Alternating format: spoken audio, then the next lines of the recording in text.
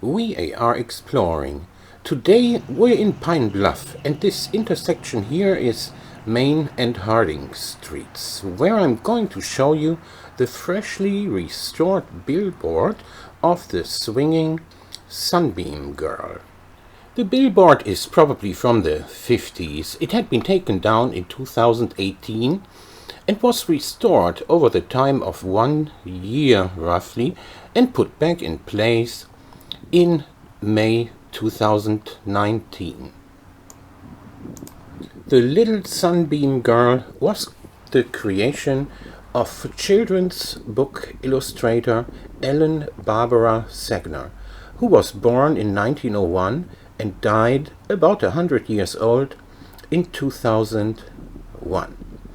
The little girl motif was created from real life.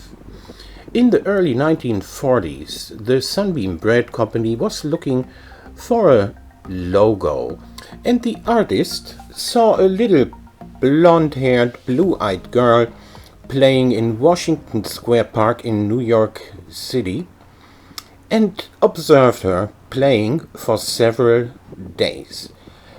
Segner then created 30 original oil paintings that were used to create printed advertising and also outdoor advertising, such as this cool antique billboard in Pine Bluff, Arkansas.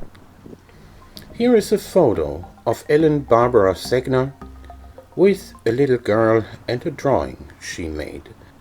There are 40 bakeries in the United States today that bake Sunbeam branded bread.